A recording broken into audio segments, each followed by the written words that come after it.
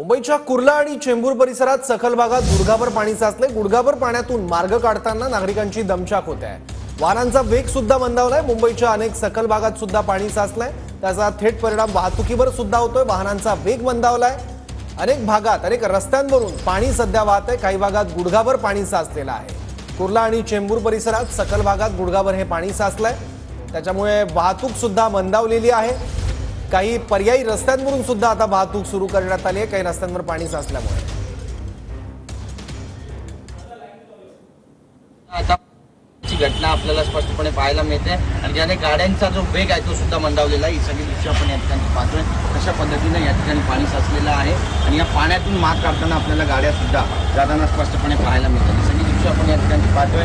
पाणी साचलेलं आहे, वाहतूक पोलीस मार्ग काढून देण्याचा प्रयत्न करत आहेत आणि ही सगळी दृश्य जर पाहिली तर आपल्या लक्षात येतं की मुंबईमध्ये सध्या जोरदार पाऊस झालेला आहे आणि सखल भागांमध्ये आता पाणी साचलेलं आहे। एखाद्या नदीचं स्वरूप या संपूर्ण परिसराला प्राप्त झाल्याचं चित्र स्पष्टपणे पाहायला मिळतंय। मेट्रोचं काम सुरू आहे आणि दुसरीकडे आपण पाहतोय की मोठ्या प्रमाणामध्ये पाणी साचलेलं आहे आणि हे पाणी नेमकं कधीपर्यंत या ठिकाणावरून हटणार हा सगळ्यात महत्त्वाचा प्रश्न आहे।